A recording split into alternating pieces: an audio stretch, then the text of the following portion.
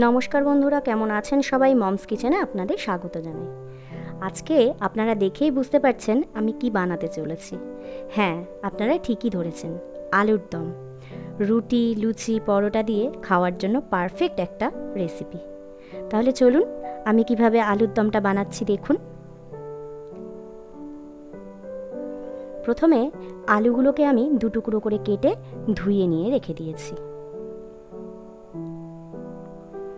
এবারে একটা প্রেসার কুকারে ওই আলুগুলোকে আমি দিয়ে দিচ্ছি।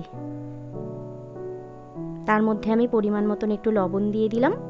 দিয়ে এবারে আমি জল দিয়ে সেদ্ধ করে নেব। খুব বেশি কিন্তু সেদ্ধ করলে চলবে না, এটা একটা সিটি দিয়ে আমি নামিয়ে নিয়েছি। দেখুন আলুগুলো খুব সুন্দর সেদ্ধ হয়ে গেছে। সেদ্ধ হয়ে যাওয়ার পরে আমি খোসাগুলোকে ছাড়িয়ে নিয়েছি। এবারে এর জন্য যা যা উপকরণ লাগছে সেটা হচ্ছে টমেটো কুচিয়ে রাখা টমেটো, আদা রসুনের পেস্ট, কিছুটা পরিমাণে ধনেপাতা কুচিয়ে নিয়েছি এবং কিছুটা টক দই আমি ফেটিয়ে নিয়ে রেখেছি।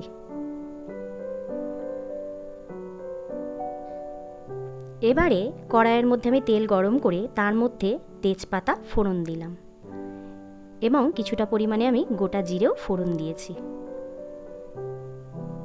ফোড়নটাকে একটু নাড়াচাড়া করে নিয়ে আমি এর মধ্যে কুচিয়ে রাখা পেঁয়াজ দিয়ে দিলাম।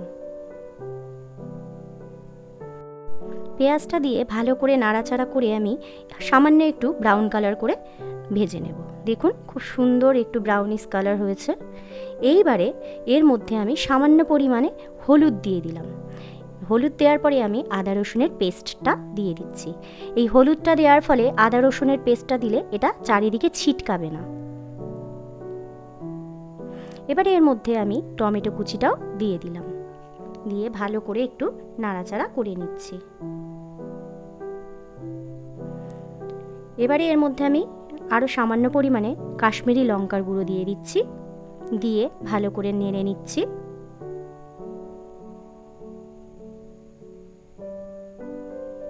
এবারে একে একে আমি জিরের গুঁড়ো, ধনের গুঁড়ো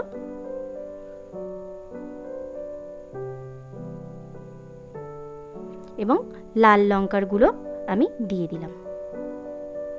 এবারে হলুদ গুঁড়োটাও আমি দিয়ে দিচ্ছি। দিয়ে ভালো করে নাড়াচাড়া করে নেব। সামান্য একটু নাড়াচাড়া করে নেওয়ার পরে পরিমাণ মতন লবণটাও আমি এর মধ্যে দিয়ে দিচ্ছি। দিয়ে সমস্ত মিশ্রণগুলোকে আমি খুব ভালো করে নাড়াচাড়া করে নিয়ে কটা কাঁচা লঙ্কা দিয়ে দিলাম আর ফেটিয়ে রাখা দইটাও আমি এর মধ্যে মিশিয়ে দিচ্ছি।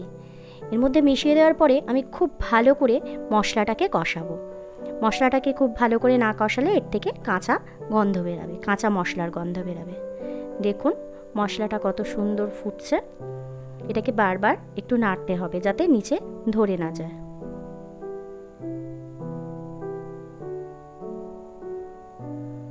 খুব ভালো করে অনেকক্ষণ সময় নিয়ে কষাতে হবে, যতক্ষণ না এর উপরে লাল করে একটা তেল ভাসবে। দেখুন কত সুন্দর তেলটা ভেসে উঠেছে, তার মানে আমার মশলাটা কষানো হয়ে গেছে। এইবারে আমি এর মধ্যে সেদ্ধ করে রাখা আলুগুলো দিয়ে দিচ্ছি। দিয়ে খুব ভালো করে মশলাটা আলুর সাথে মিশিয়ে নিচ্ছি। এবার এর মধ্যে পরিমাণ মতো জল দিয়ে দেব। আমি গরম জল দিয়েছি এর মধ্যে। জলটা দেওয়ার পরে খুব ভালো করে নাড়াচাড়া করে নিতে হবে।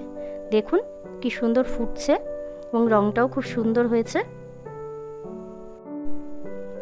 দেখুন ঝোলটা খুব সুন্দর ফুটে উঠেছে। এইবারে আমি পরিমাণ মতো চিনি দিয়ে দিলাম। এটা অপশনাল, আপনারা দিলেও দিতে পারেন, নাও দিতে পারেন, কিন্তু দিলে ঝাল নুনটা বেশ অ্যাডজাস্টমেন্টটা খুব ভালো হয়। এইবারে নামিয়ে নেওয়ার আগে আমি এর মধ্যে কুচিয়ে রাখা ধনেপাতাগুলো দিয়ে দিচ্ছি। দিয়ে আমি ভালো করে নাড়াচাড়া করে নেব। আপনারা এই রেসিপিটা বাড়িতে একবার ট্রাই করে দেখবেন, ঠিক এইভাবেই করে দেখবেন, খুব ভালো স্বাদ হবে। আলুর দম আপনারা তো অনেক রকমভাবে করে খেয়েছেন, একটু এইভাবে করে খেয়ে দেখবেন। দেখুন খুব সুন্দর হয়েছে। এবারে পরিবেশনের জন্য আমি রেডি করব। পরিবেশনের জন্য আমার রেডি। তাহলে চলুন, ভিডিওটা আজকে আমি এখানেই শেষ করলাম। আর রান্নাটা কেমন লাগলো দয়া করে কমেন্ট করে জানাবেন।